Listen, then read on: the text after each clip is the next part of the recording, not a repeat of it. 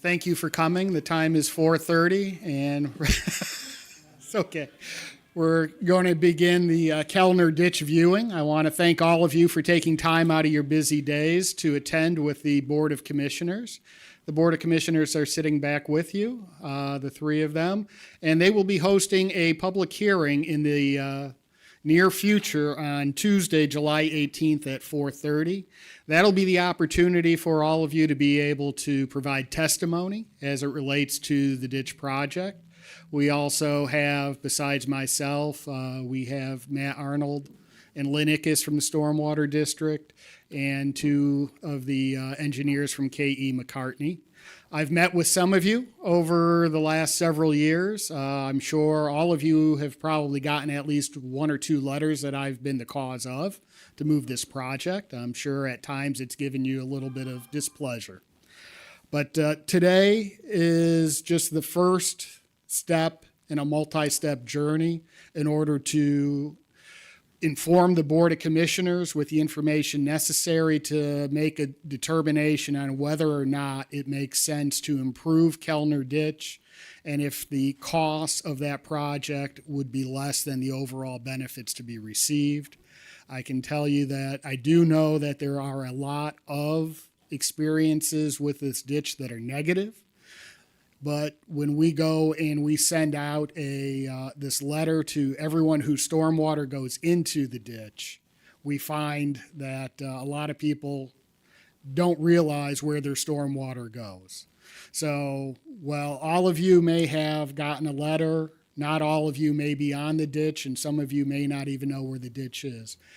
This is a video that was taken. It's a little bit dated now. It's taken us a while to actually work through all of the logistics.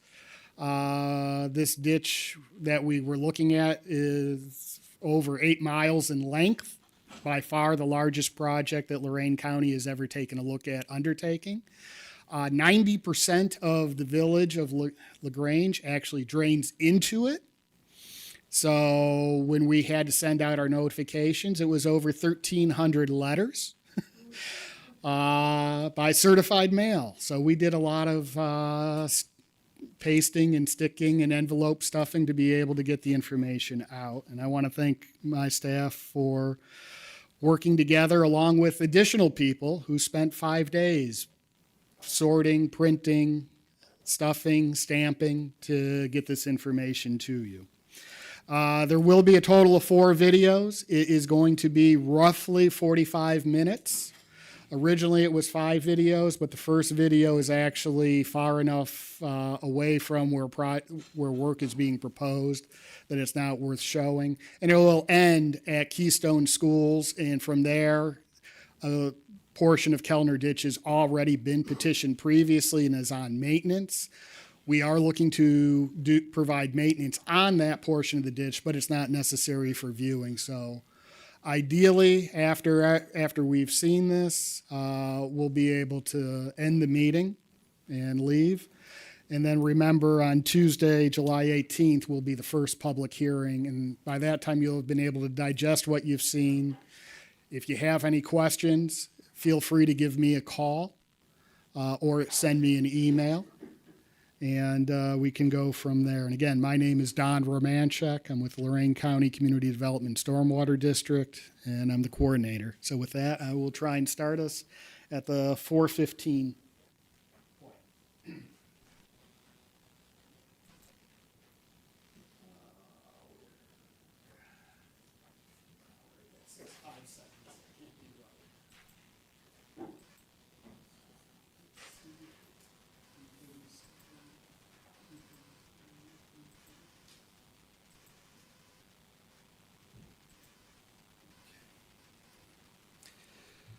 Okay, here we are actually north of, well, on Pixdale Farms land and Clifford property, and we're going to be heading south. So we're going to be heading upstream along Kelner.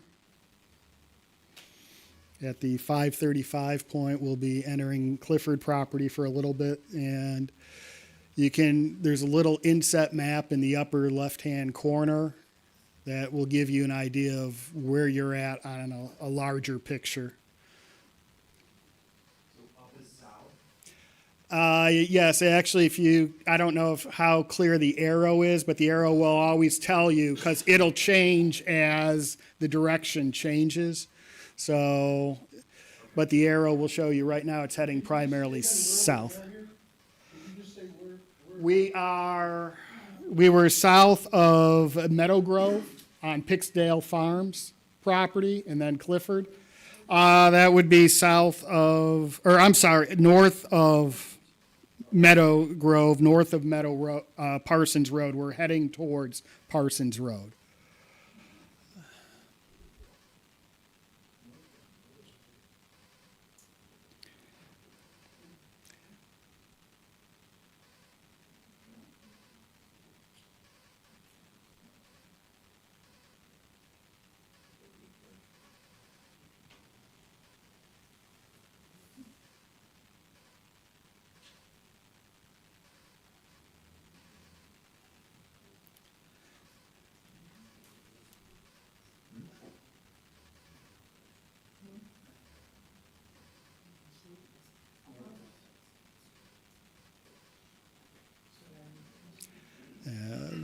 Throughout the videos, you'll see a lot of it's heavily wooded. You'll see a lot of fallen trees.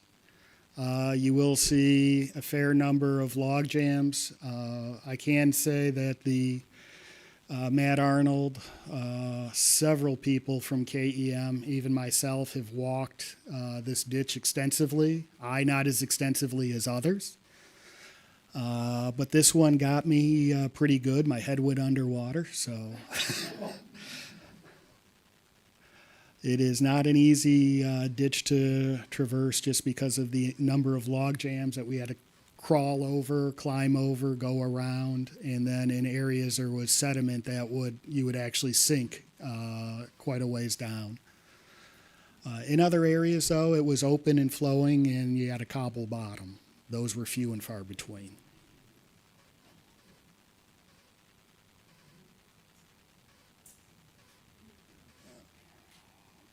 In about 10 seconds, we'll actually be coming up to the northern boundary where Meadow Grove, or the subdivision that is on the north side of Parsons. And there was a block that's owned by the city of Oberlin where it looked like it was for drainage. And the ditch somewhat stays within it, but it serpentines around quite a bit.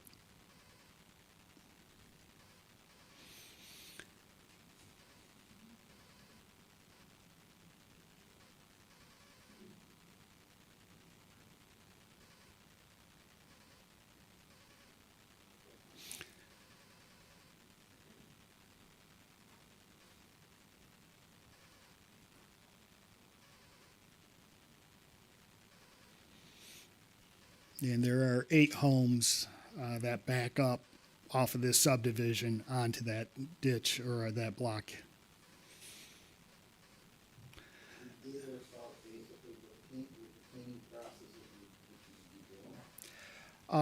Primarily, well, it will change from spot to spot. We will be removing all log jams so that we can get that water to actually begin to flow. There are a couple of culverts and crossings that also need to be addressed because they've either collapsed or failed and they're holding water back. And then there will be places where we need to remove sediment, where sandbars or silt bars have built up. And we're going to try and minimize the actual reshaping of the ditch. We're actually still trying to finalize all those. And then there will be some clearing, definitely, of a lot of the scrub, shrub, and trees along one side to provide access, both for annual inspection as well as ongoing maintenance.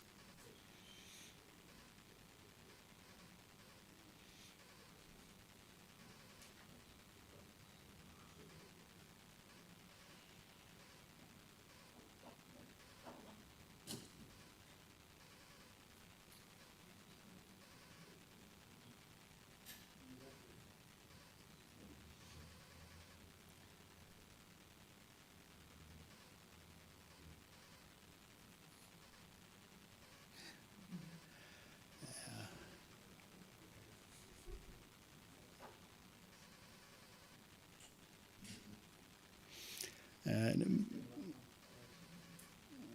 you are correct.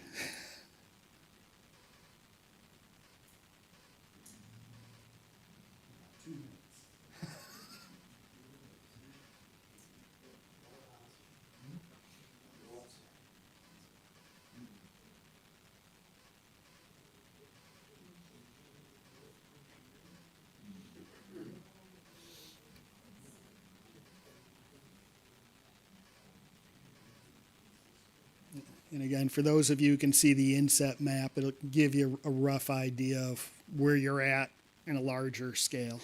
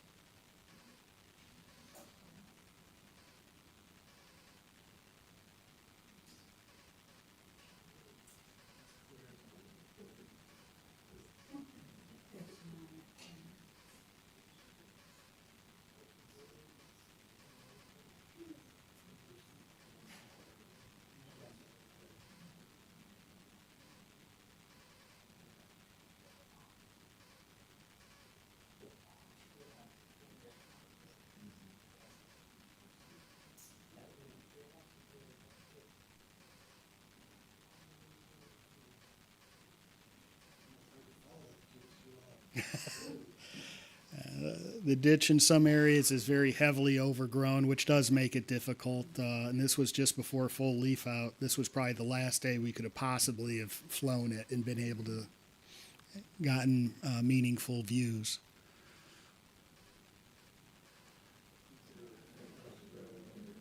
Yeah, and that street is Parsons Road.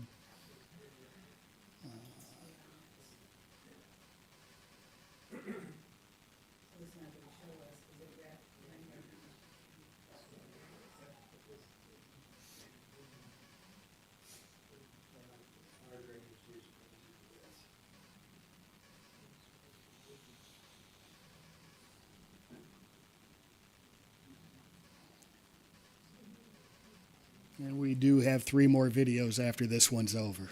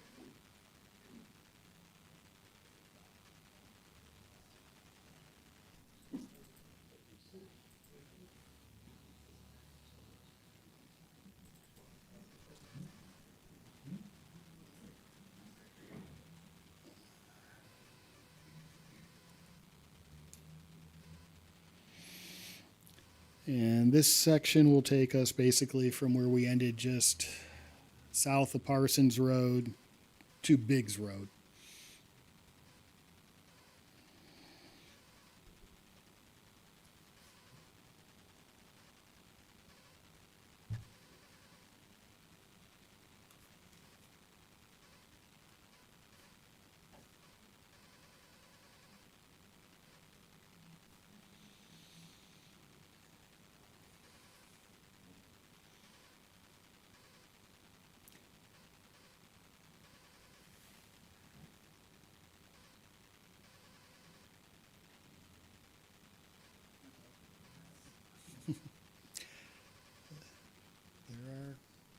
There are moments. And then there will be some area.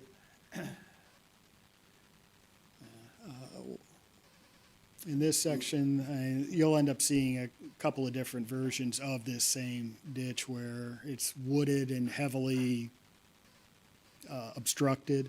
There are other areas where it's going through farm fields, and it doesn't look too bad, but it is constricted. There's a buildup of sediment, and then you'll get into the village where you'll see kind of development up against it, and it doesn't have much room.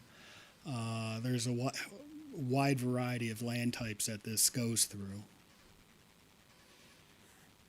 And what we're attempting to do is just to restore the ditch and allow it to flow. It will not, just so everyone's aware, this will not eliminate flooding if this project is to go forward, but what it will do is reduce the incidence and the severity of the flooding. So the water should not get as high as often, would be the simplest way to put it. We are stopping well short of that. We'd already talked to the Metro Parks. The Metro Parks land where the Kelner goes in is substantially lower than a lot of the other land. So getting the water there, Metro Parks isn't concerned if their land floods or not. Most of it is floodplain. And then we have areas where the ditch is substantially lower. So we do begin to get fall as it heads north. So currently, we are looking at an area north of Parsons Road as the stop point. And from what we can see with the changes in elevation, the land uses in the area, we would not see any damaging flooding from what we're bringing as far as clearing. And then also by removing sediment, we'll be increasing excuse me, the holding capacity of the ditch as well. So it won't fill up and flood out as often. There have been sections that have. Nothing like this that I am aware of. Definitely not by the public sector. There may have been private efforts over the years. That's how most ditches were originally created.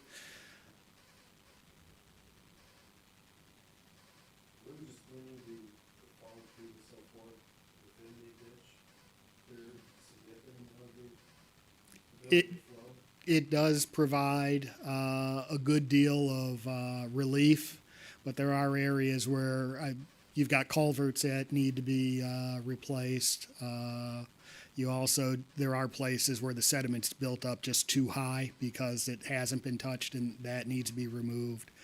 There's also a couple of areas where if the ditch is not reshaped, next rain, it'll just slump back in, and then you'll have that debris. So it's playing that balance. We are not looking at reshaping 100% of the ditch like we do on many projects. So we're trying to be selective and strategic to the best of our ability.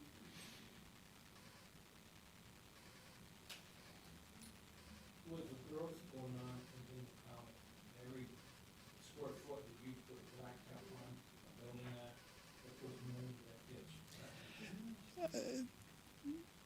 Technically, that's not 100% correct with the stormwater regulations in place, and I can tell you that every developer knows the name Peters Wick or Roseanne Denega, and at least within the townships, that's the area that the commissioners and I are responsible for.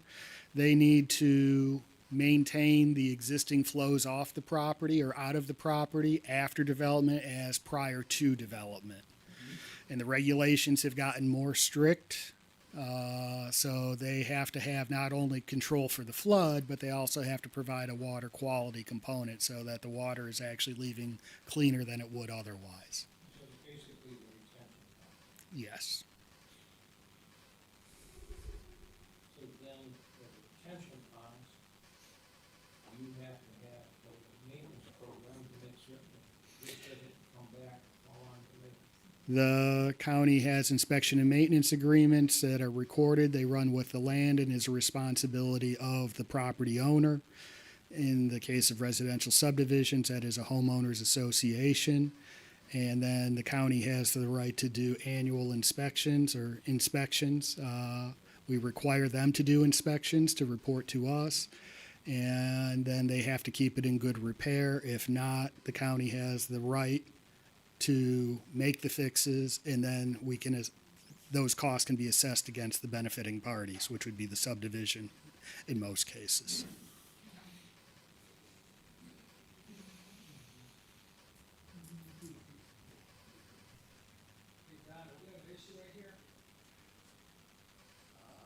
That is one of the, I believe that is one of the crossings, culverts, that's going to need to be repaired, improved to allow the water to flow. There are several throughout the miles. Oh, for that, we should have enough room to be able to work. And I'm not sure, we're still in design, so I'm not even sure which side we would be working from on that. It's a little more interesting when we get into the village and the golf course where you've got a pond and a pond, or when the ditch is the pond. Is this being done now, with more construction being planned? No. This is being done because of some of the existing problems, not because there's plans for more. And was actually brought to our attention 7 years ago now. I think we've been working on this with the village, who's had various issues with their industrial parks flooding out at times. And again, almost all rain water that falls in the village, 90% of it goes into this ditch.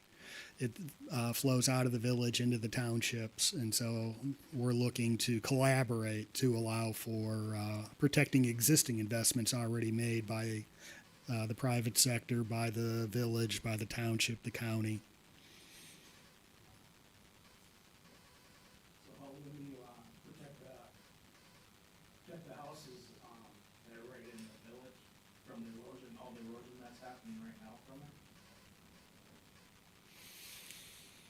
Like some of these houses are like 30 feet from that, and 20 feet in there, eroded away. How would we fix that?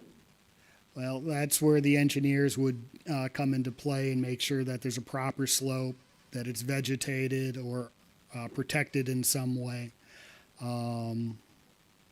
But I couldn't give you an answer. That's something that you would see when we have the preliminary report in the future and the final report, where we'll be able to address kind of a property by property basis. Like when would that happen? The first public hearing is Tuesday, July 18th at 4:30. When is this project supposed to start?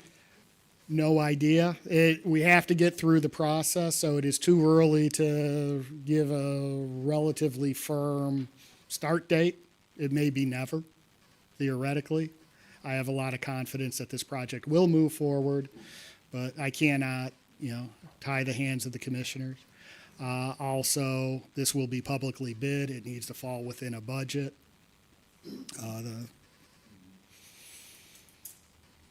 It will not be soon, or as far as in the next couple of months.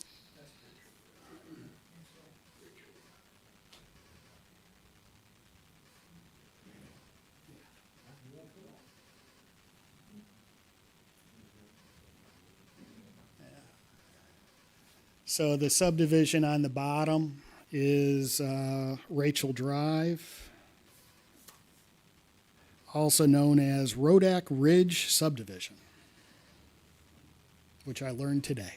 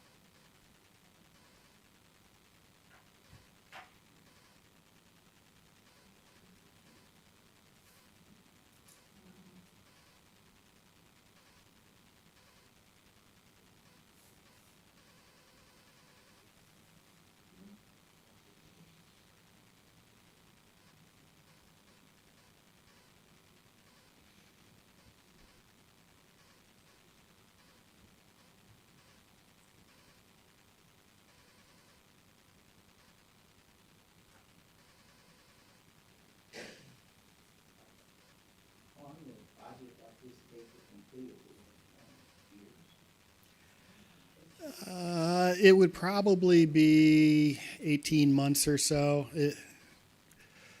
The contractors will have to kind of, I think, work with us and give us how to undertake a project this long. I could imagine the first season kind of being, to the one gentleman's point, primarily clearing of log jams, clearing to create the access path to be able to get to everything. And then in the second season, probably do the shaping, the removal of sediment. But it'll all depend on the contractor that successfully bids this, their capabilities, as well as on, we are definitely weather dependent on this one. That access path, is that gonna run the lane? I don't know that it's going to run 100%, but it's going to run much of it. There may be some areas, at least for a period of time, may not need to be opened up. And then there are some areas where it's so close between the houses, it'd probably look more like their yard. Okay. Is it gonna be, are you putting down gravel or something? No. It would just be basically a cleared area, cleared path, grass, but it wouldn't be improved. We're not looking to get anything to create the idea of a roadway, an access way. This is strictly meant for the county and or village to be able to do an inspection once a year, and then maintenance is needed. So probably wide enough to get a pickup truck down? Probably wide enough to have two vehicles side by side. Think an excavator and a dump truck to be able to lift out and put 60, 90 feet. more like 25 from top of bank. Oh.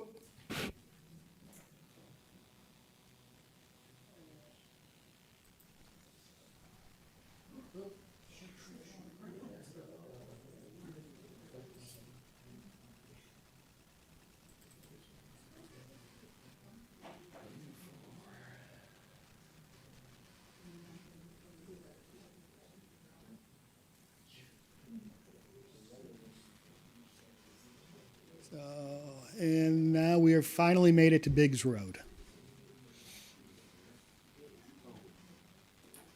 And we're continuing to head south. We'll be in the heart of town soon.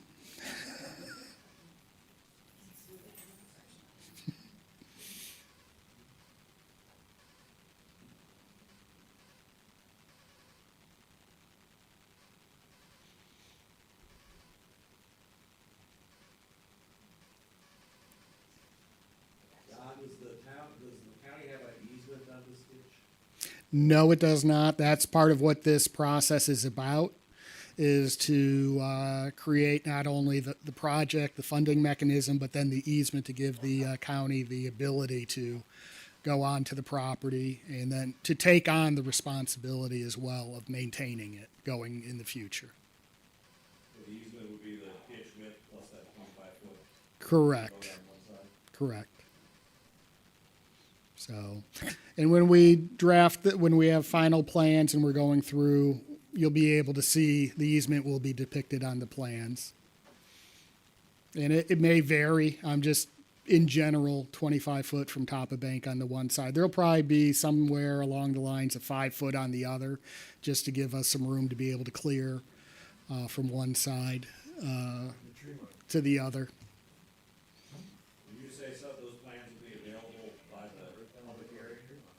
There'll probably be a preliminary plan that we'll have, and then a final plan will be sometime after the first public hearing. That'll be we have spent a lot of time in communication with people and different landowners and the village trying to craft plans, and we've done survey and we've done drone. But that first public hearing is where we'll get a lot of additional information that will give us an opportunity to revisit what we thought. And we'll probably be meeting with individuals prior to and after to continue to fill in gaps of knowledge. or people will fill them in for us.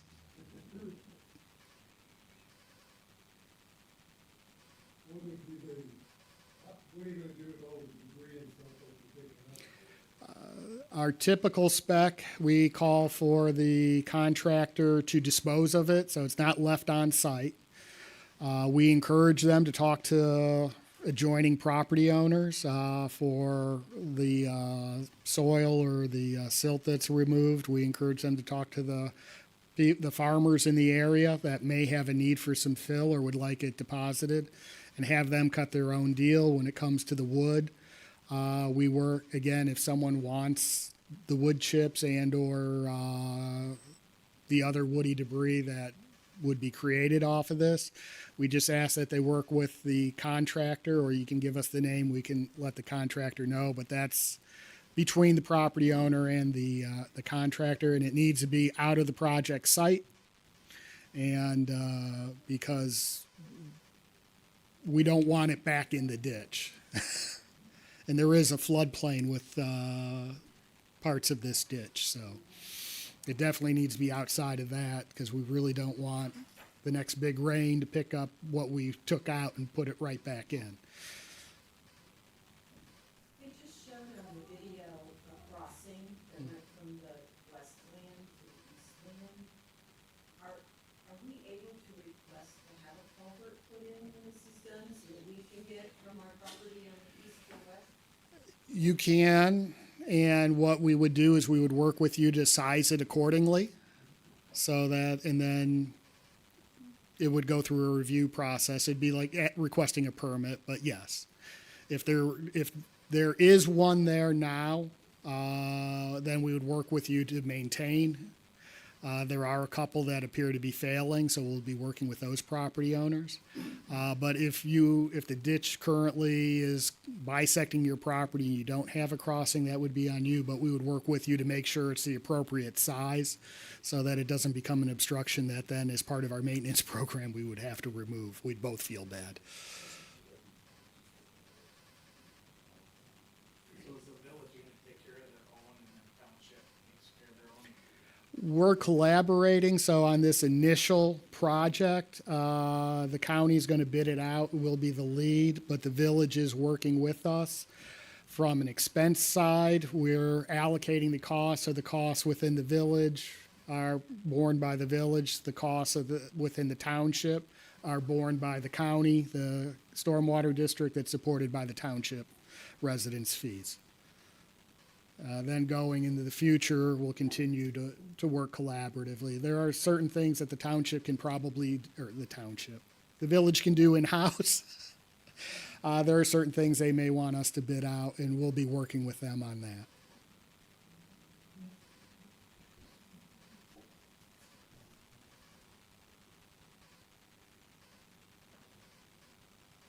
This is one of the longer videos.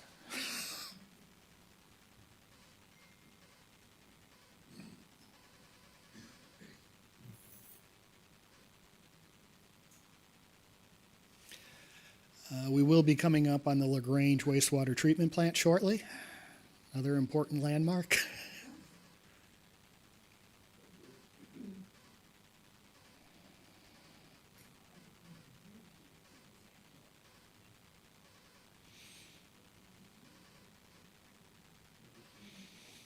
Out of curiosity, was this ditch originally man-made then? It probably was a combination of an existing drainage way that it probably was straightened in places or connected to others. But the county engineer has a plan, an old plan for this ditch, and thus it was given the name Kelner Ditch, whereas there are some other areas, I know along Beaver Creek, where I think the WPA had done work, but it retained the name Creek, so.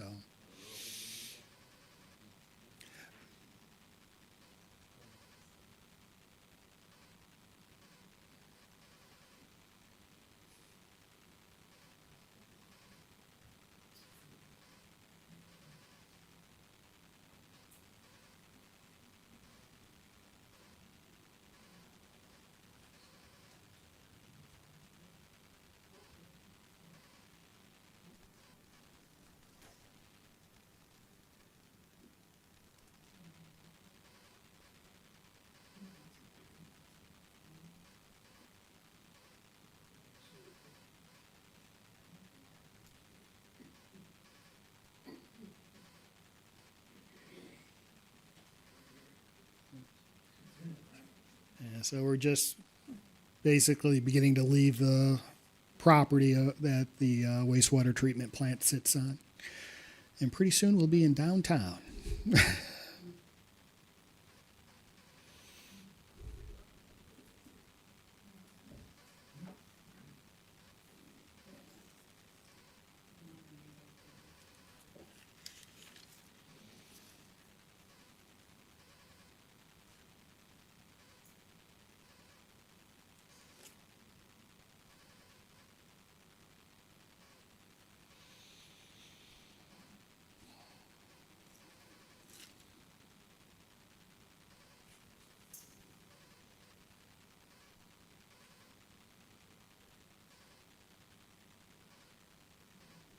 Yeah, that's the drive to the wastewater treatment plant.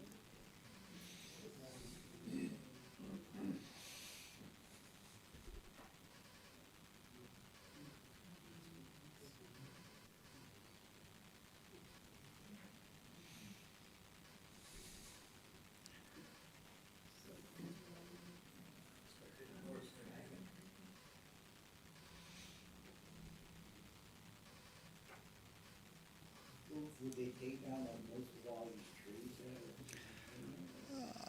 there? In something where it's this narrow, probably most of those trees would disappear. In the other areas, it's going to be more of the trees would be left. We need to have access to, and just to remove some of the log jams, we need to be able to get the people and the equipment in. So in this case, I swear all of the trees are in the ditch, which is also not good for allowing water to flow.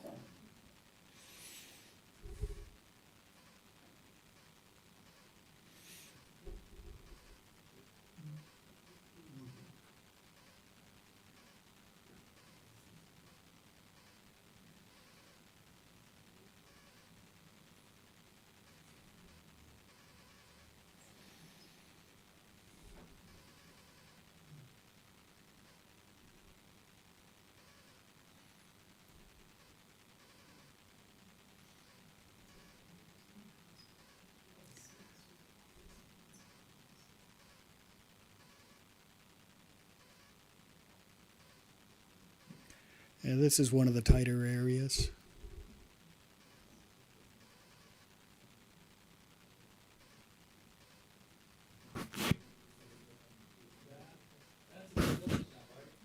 Correct. They are. Basically, we've come up with we're still finalizing as we finalize the plans, the allocation. And there are representatives of the village here today as well.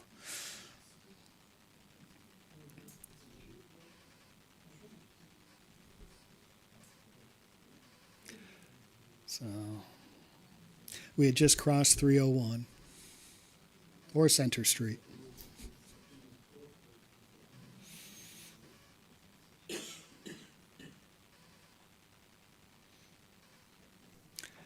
And this video will take us to Long Street. Then it'll be time to transition again.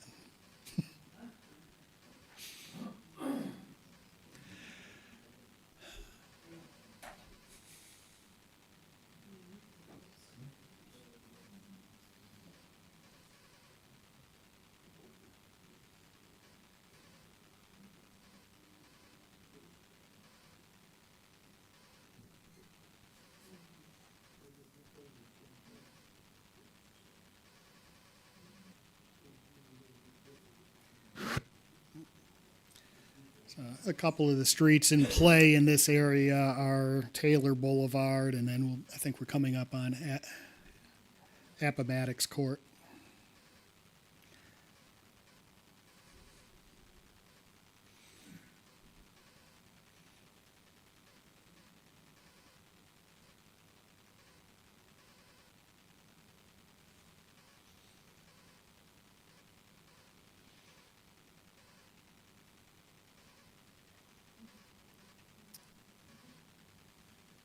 And then the large paved area is the rear of the Sentinel Square, so the IGA on 301.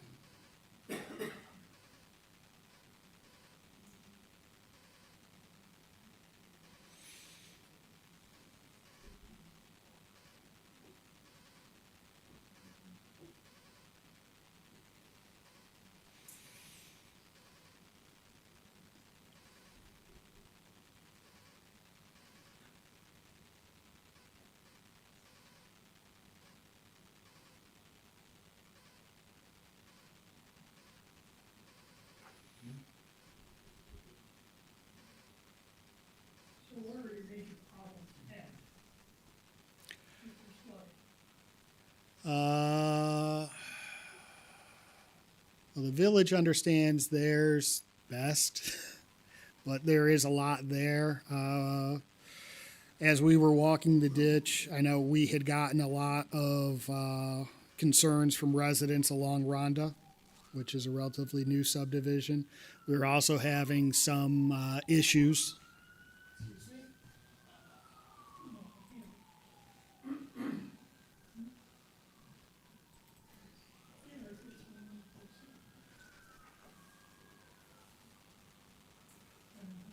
From residents on Biggs Road. The other thing is we've got King Cobalt Ditch flows into Kelner as well. And this is a system that the overall watershed is huge. We are now entering, soon will be the Greyhawk subdivision, for lack of a better term. And a couple of their ponds, as you can see, the ditch becomes a pond. There is, not sure that we have a whole lot of work actually planned for the golf course at all. There will be some recommendations for the golf course owners to be able to make some improvements. But overall, you can see that they have done a fair amount of maintenance. There was some erosion repair that you'll see when it becomes more a ditch again. And you'll see some little white splotches or some rock that was put in to reinforce. And by the way, this is the last video, so we're coming to a triumphant finish. Where does the Cobalt Ditch come from? North of Meadowview, just a little bit, yeah.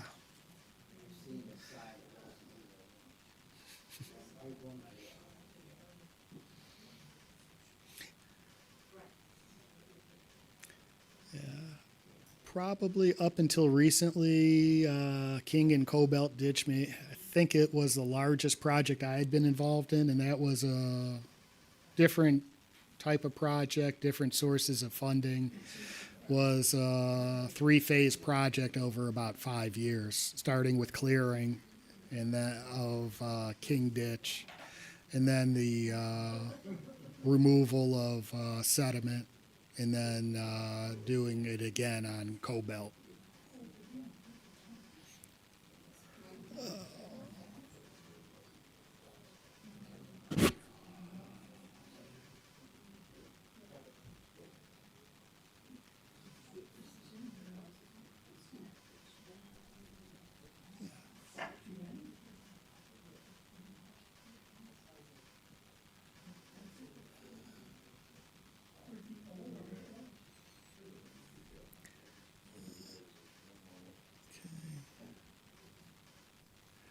So that is the culvert under Rundle, just to give you a street name, landmark. I get lost in here, so.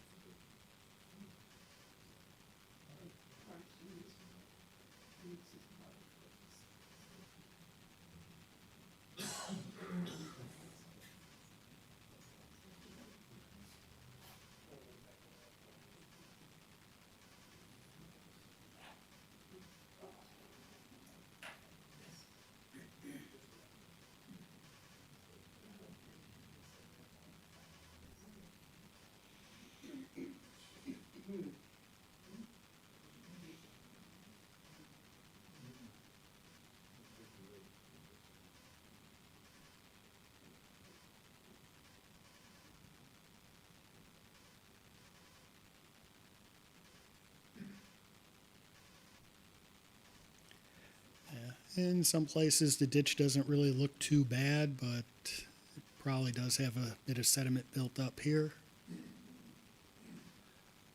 And there's one of the repairs you can see on the, I'm not sure if that's the tee box or a green.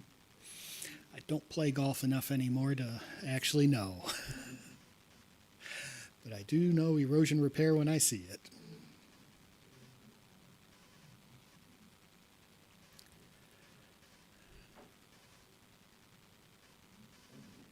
Yeah, but they can do that erosion repair because it's homeowner association. It's after that. Hmm. Oh, it gets tight and interesting coming up. Right.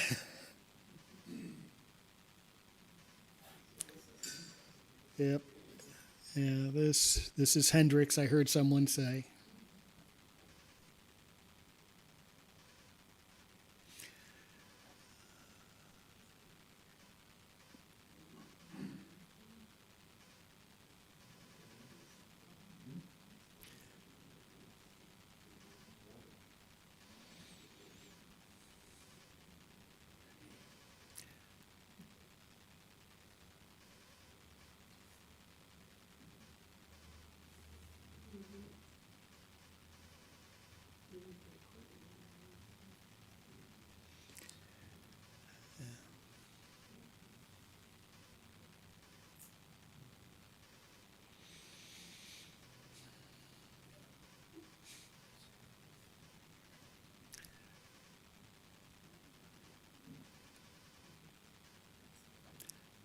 So the the CSX Conrail.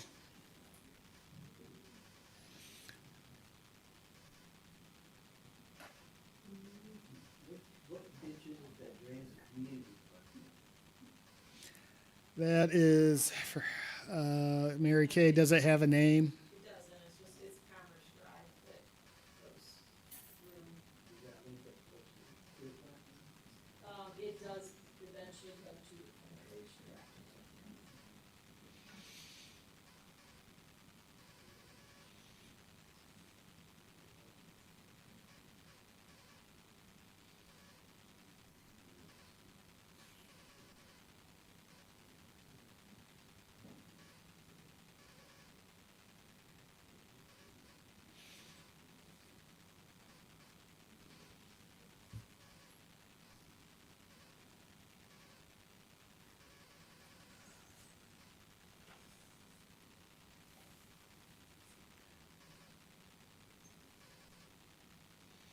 We're about a minute 15 from Dill Court. Is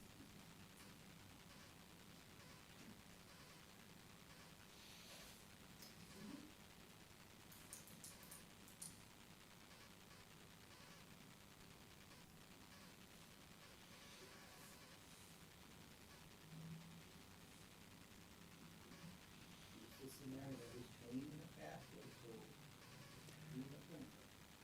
so? Here, it would appear that a farmer's been maintaining it, and also farming pretty close to it. Oh, yeah. I mean, it looks to be a little bit narrower than you would imagine it to be.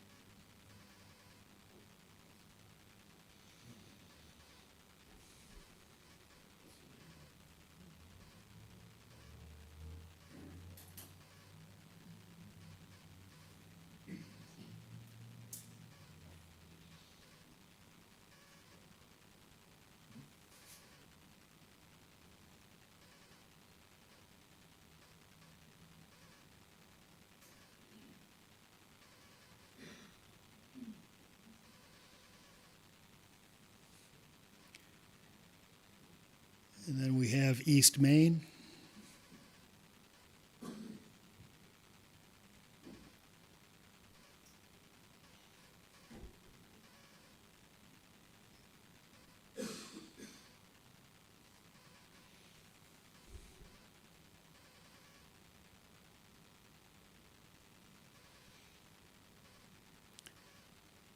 And we'll be approaching the end of our videos.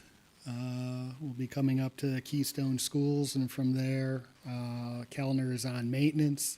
We'll say we have studied additional areas and had conversations with the village about whether or not to go beyond that, and at this point in time, it is not recommended.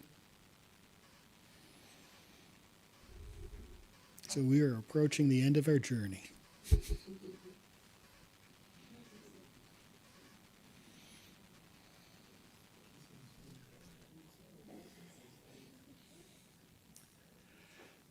Thank you very much, everyone.